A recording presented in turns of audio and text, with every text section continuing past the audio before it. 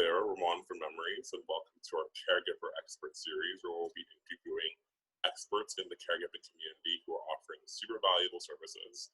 And today we have a great host with an amazing workshop, and I'll let her introduce herself. Hi, I'm Arlieta Hall. I am a stand-up comedian and a certified dementia communication specialist, and I'm also a caregiver for my father, who is a person with Alzheimer's. Thanks for having me. Hi, Arlieta. Thanks so much for being back with us again. She was featured in her Caregiver Insight series, and she gave some amazing advice. So please check out that video. It will be linked below.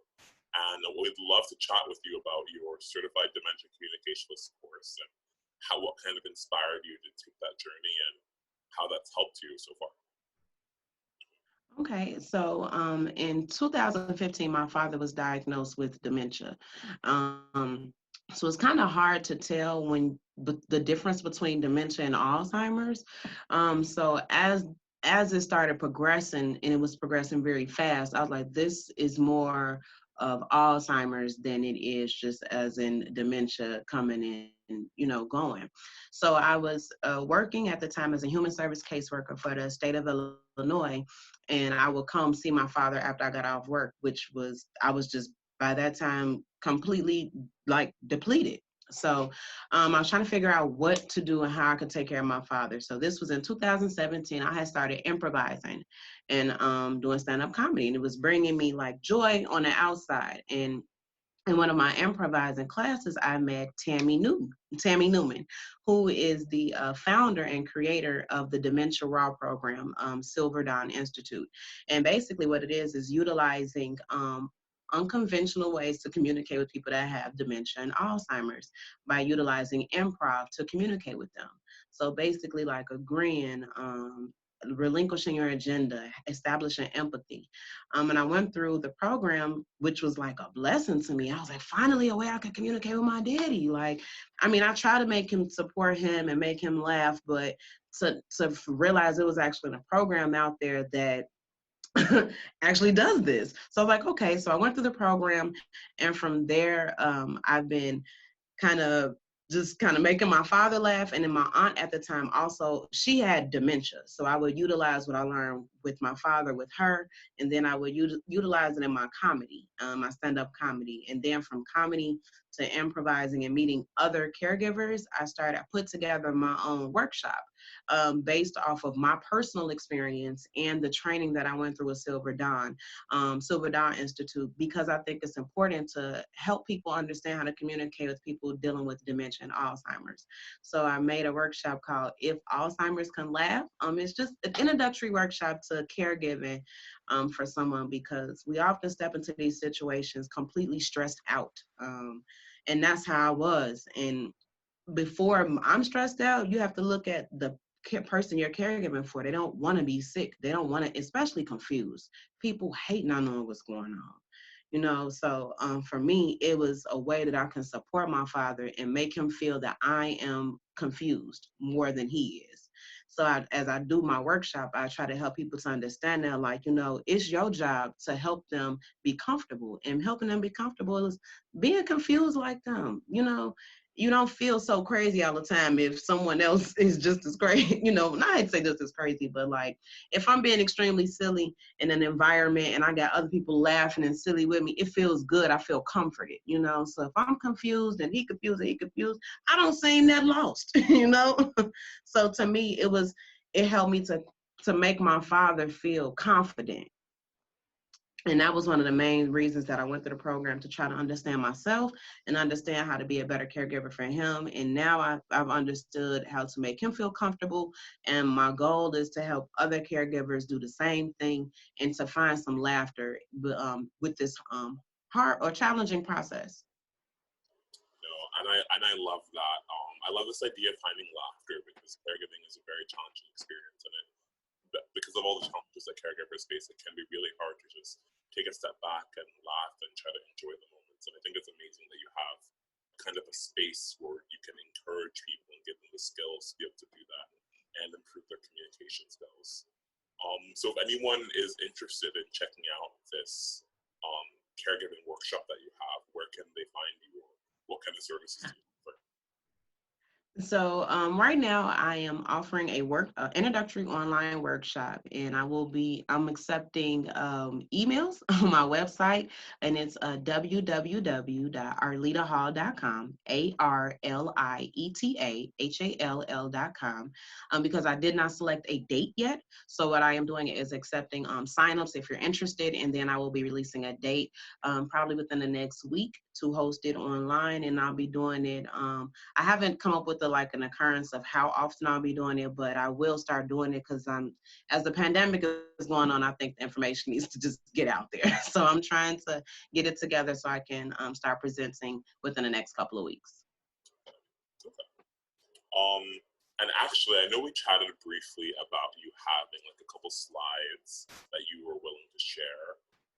Now that you actually talked about it, like, would you actually mind pulling some of those up and maybe giving our audience an insight into what they can expect from this online course? Sure. Give me 1 second. I would love to.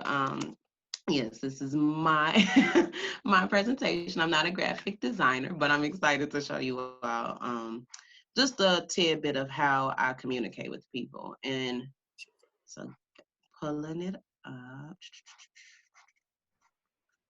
Okay.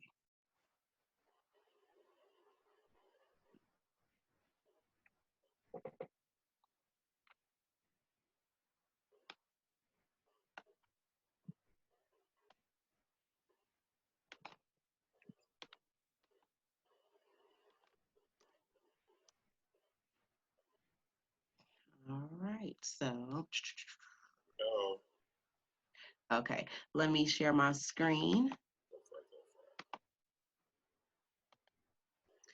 it. All right, so this is my presentation. It is called If Alzheimer's Could Laugh, created by me. So it's a little bit about who I am. So let me go to the next slide. Where is it? Okay, so the first thing I break down in my presentation is what is dementia and what is Alzheimer's. Because they are very closely related, it's important to understand the two, because both of the clients that you'll be working with that may have dementia or Alzheimer's will both be confused in different ways.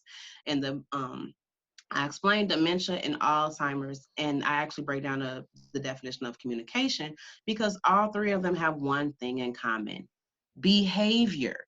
So it is very, very important that we not only monitor our clients' behavior, but we monitor our own behavior. So that way we can meet them in the middle to communicate with them so that we are all kind of behaving on the same way. So I approach dementia and Alzheimer's like improv.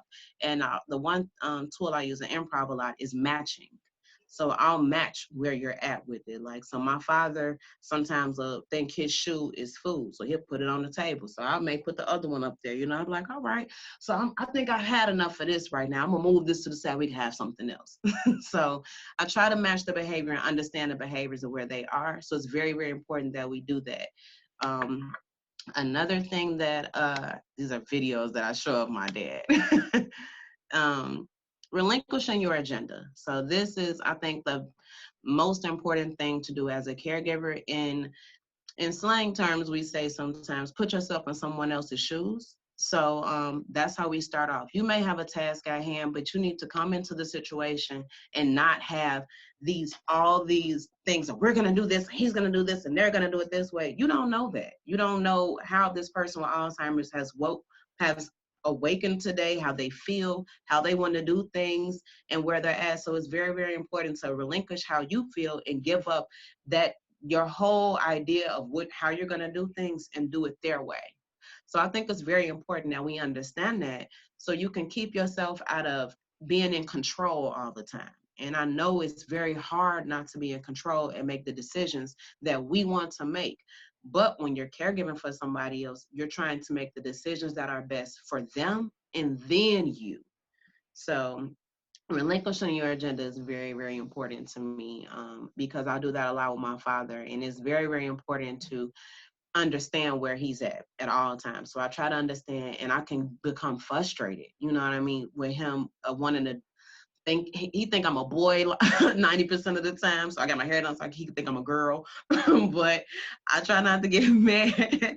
I don't get mad. I just laugh at my daddy. But I try to always make him feel like I'm on his side and I'm his team player, because you are the advocate for your client.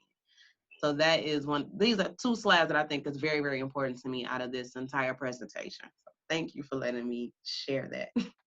Awesome. And I love both of those points. Especially the idea of like relinquishing your agenda. It is really easy when you go in to have like this kind of preconceived notion of what you want to get done, how you want to get done, and when it's supposed to be done. But a lot of times when you're caregiving for someone, it's not possible to follow that. So I think it's super important. Thank you for that tidbit of what we can expect. And yeah, like I think that's great. We'll definitely have that information linked below. My next question, I guess, would be, what would be the number one takeaway you'd want someone who takes your workshop to walk away with?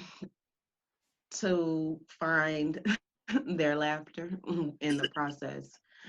Laughter is the best medicine. It's free.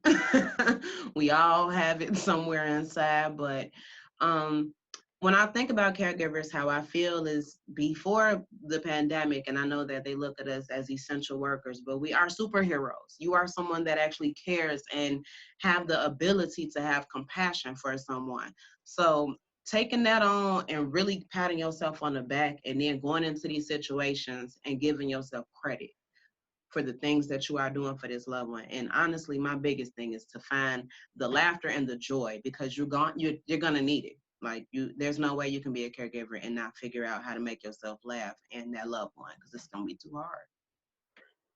Right.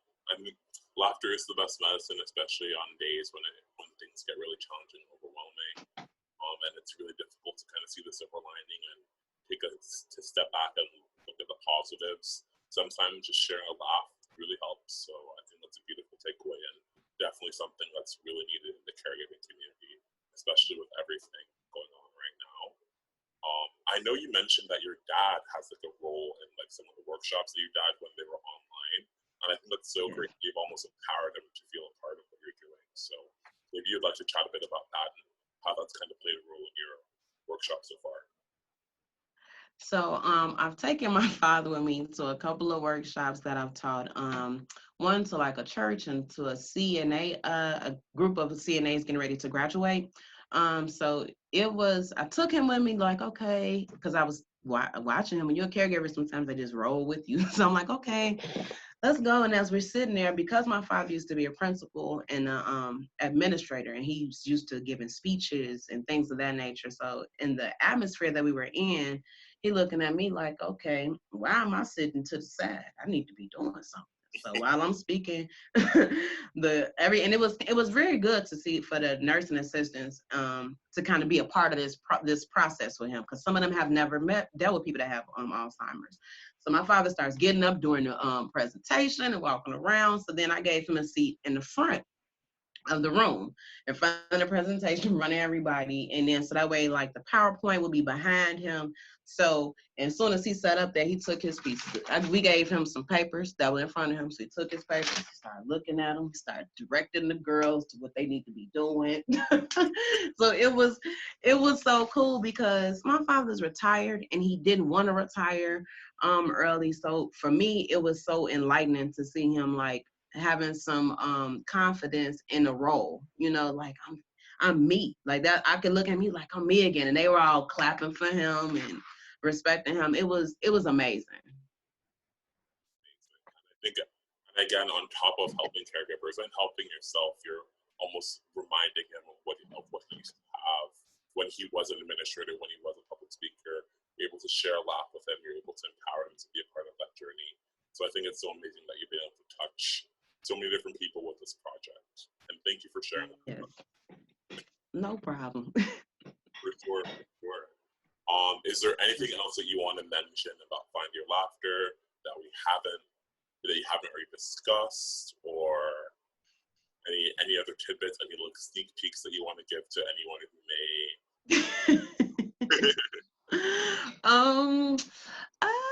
It's not as much I can say right now, but we can, if you please just watch the trailer. I'm very, very interested in feedback, what you think, what you like, what you want to see more of, because we're still editing it. So if it's something like you like, oh, we would love to see this, I would love to incorporate feedback into the actual documentary. So if it's something you all love, let me know. Um, and I'm just appreciative for this moment and this platform because all to be like remotely honest, take the laughing off the table. Caregiving is hard, okay? It is not easy. But as long as you find ways to self care, laugh, and basically do the just knowing that you're doing the best that you can, it will make it a little easier for you to do. But it is not easy. And I don't want to sell it like, it is. When I've gone through my presentation, the last time it frustrated me because I take a lot of videos of me making my father look like he does not have Alzheimer's. If I post videos of me and him, it typically looks like I'm confused and he knows what he's talking about. So the documentary actually has forced me to record Alzheimer's, what it looks like, how hard it is. Um, so for that, for me, it's therapy. It's living in a moment and looking at the real and understanding how hard it is to do what we're really doing. So my heart goes out, and I have so much encouragement to share with anybody that has caregiving, and anybody that has a loved one that has Alzheimer's or dementia. Be patient, be kind, laugh with them, and remember that you are doing amazing work. The type of work you're doing, it's not a paycheck that they're gonna give you down here that's going to equal what you're doing. So I just want to give my kudos to anybody that's out there caregiving. For sure.